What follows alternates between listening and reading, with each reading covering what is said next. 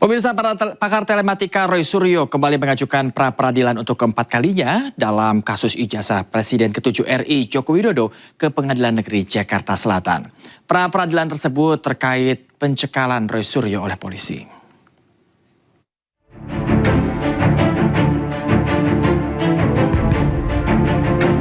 Pakar telematika Roy Suryo kembali mengajukan pra-peradilan untuk keempat kalinya dalam kasus ijazah Presiden ke-7 Republik Indonesia Joko Widodo ke Pengadilan Negeri Jakarta Selatan. Pra-peradilan ini terkait pencekalan Roy Suryo oleh polisi. Pengadilan Negeri Jakarta Selatan telah mengeluarkan jadwal sidang pra-peradilan jilid 4 pada Jumat 7 Agustus 2026 mendatang. Dan yang penting lagi bukan hanya hari Kamis, hari Jumat misalnya. Silakan datang lagi untuk pra-peradilannya keempat. Ya, kita sudah mendaftarkan pra-peradilan keempat dan jadwalnya adalah besok hari Jumat.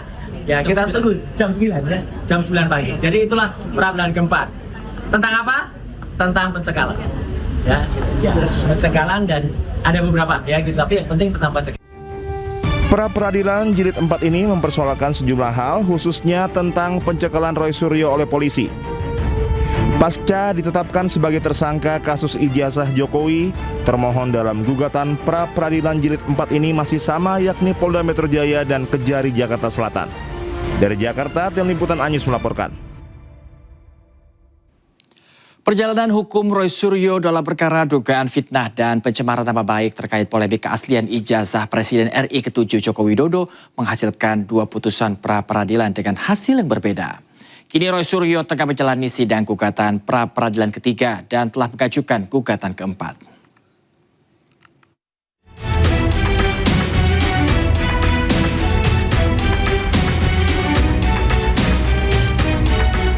Juli 2026, Roy Suryo sumringah saat mendengar putusan yang dibacakan Hakim Tunggal atas gugatan pra-peradilan pertama yang diajukannya.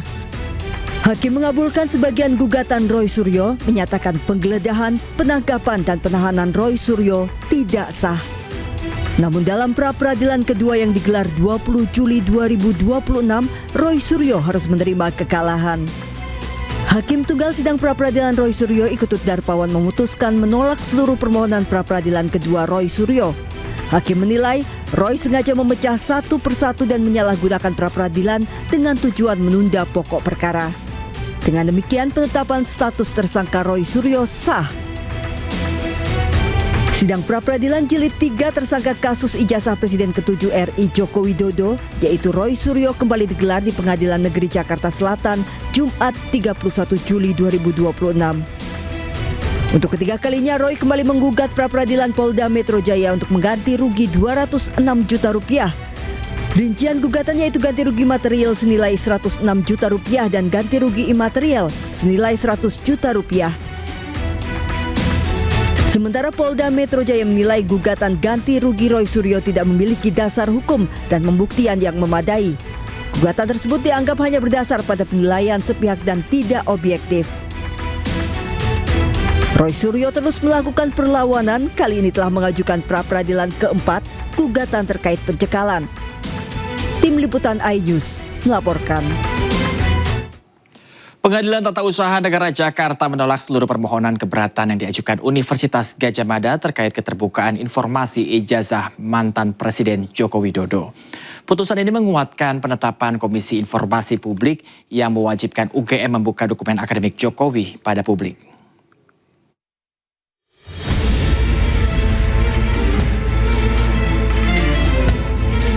Pengadilan Tata Usaha Negara Jakarta menolak seluruh permohonan keberatan yang diajukan Universitas Gadjah Mada terkait keterbukaan informasi ijazah mantan Presiden Joko Widodo.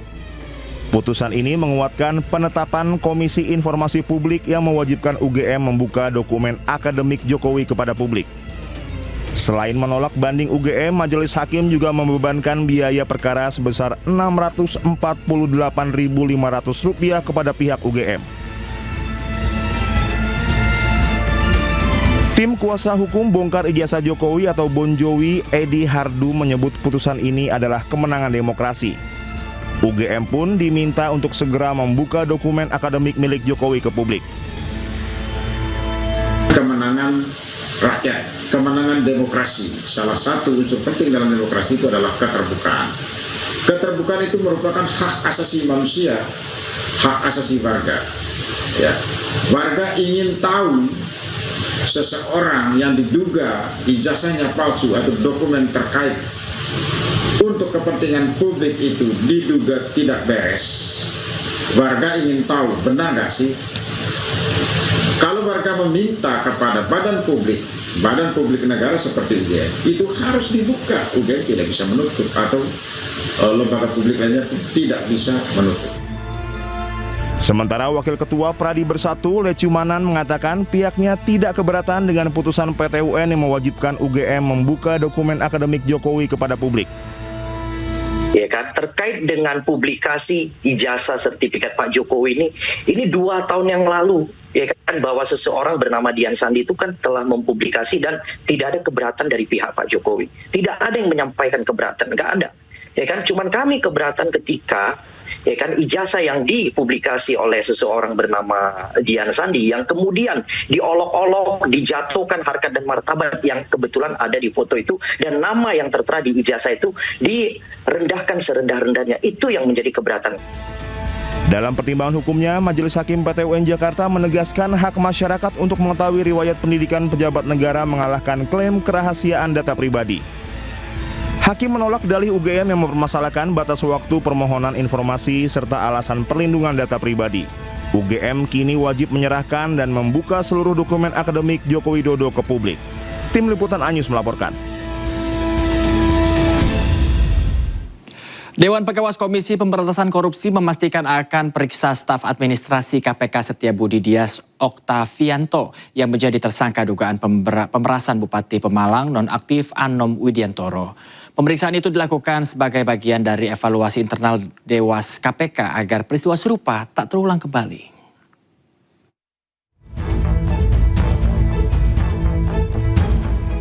Dewan Pengawas KPK akan memeriksa anggota Polri yang berdinas di KPK sebagai staf administrasi lembaga Setiabudi Dias Oktavianto yang menjadi tersangka kasus dugaan pemerasan. Ketua Dewan Pengawas KPK Gus Rizal menyatakan pihaknya akan memproses Dias sesuai ketentuan yang berlaku, sekaligus sebagai bahan evaluasi di internal KPK agar peristiwa serupa tak terulang kembali. Tentu kita akan memproses sesuai dengan ketentuan yang berlaku. Apakah masuk ke dalam kode etik? Masalahnya sekarang status yang bersangkutan adalah anggota Polri, sehingga kita perlu hati-hati terhadap laporan tersebut, apakah dikembalikan kepada kepolisian sehingga Dewas tidak berhak melakukan pemeriksaan. Akan tetapi kita melakukan pemeriksaan untuk evaluasi, sehingga jangan sampai terjadi lagi untuk yang akan datang. Sebelumnya KPK menetapkan 4 tersangka terkait kasus dugaan pemerasan di lingkungan pemerintah Kabupaten Pemalang, Jawa Tengah. Para tersangka sudah dilakukan penahanan untuk 20 hari ke depan di Rumah Tahanan Negara Gedung Merah Putih KPK. Dari Jakarta, Tim Liputan iNews melaporkan.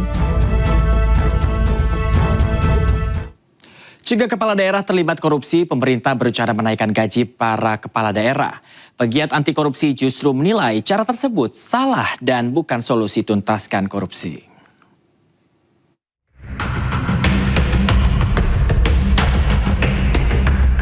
Bak lagu lama yang diputar di kaset usang, kasus korupsi terus berulang.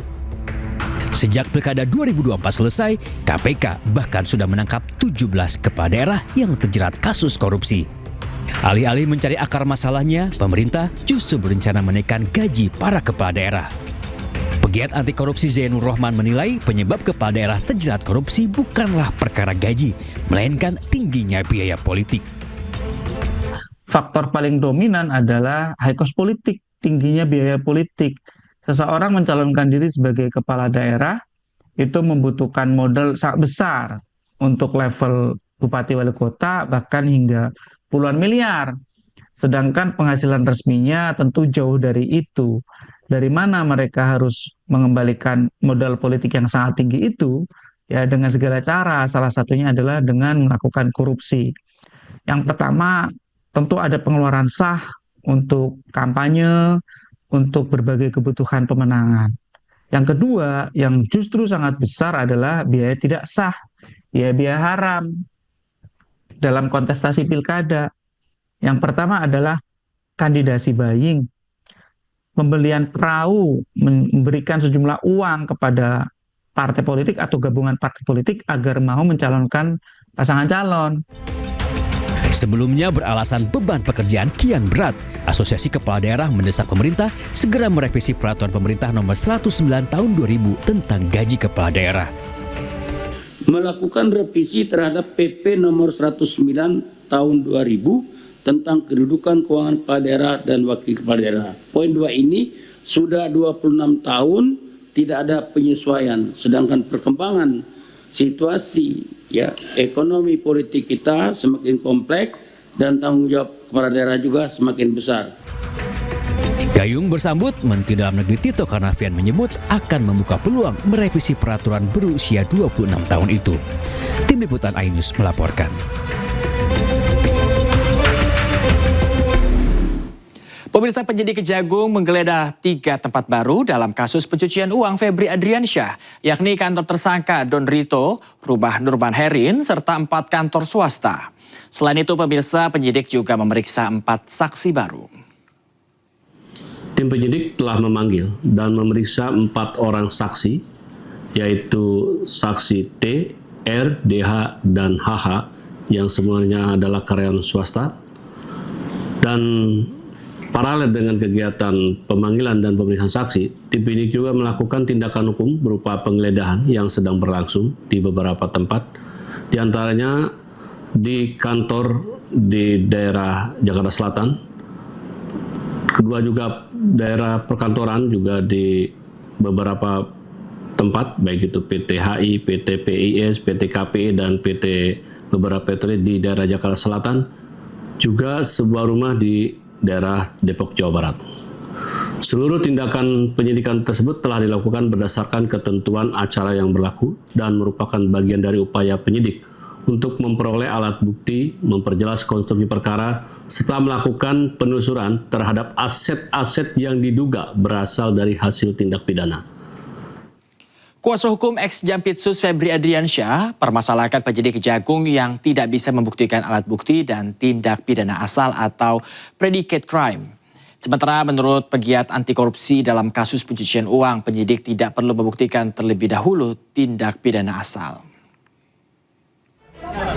Jalan.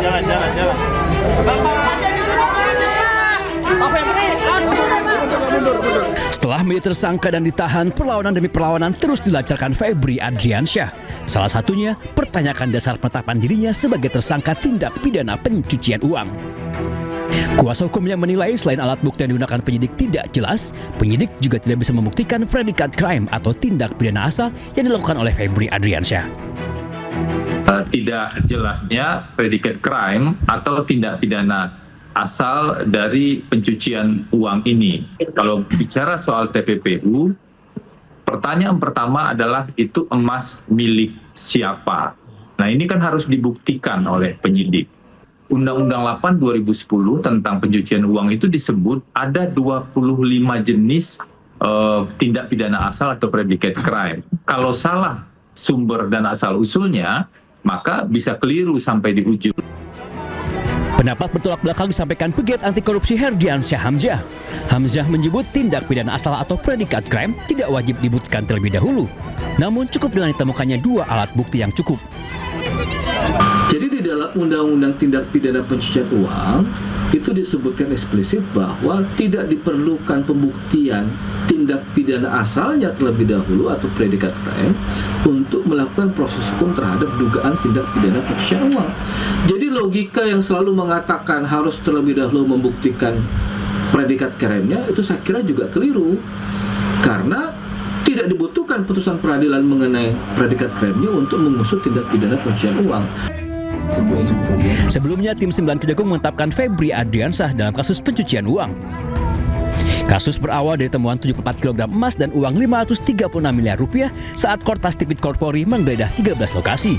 Penggeledahan dilakukan dalam penyelidikan 3 mega korupsi di PT Asabri, pengadaan batubara di PLN, hingga pemeriksaan saksi dan tersangka dalam kasus korupsi di PT Krakatau Steel. Kini mantan Jampisus itu telah ditahan di rutan KPK.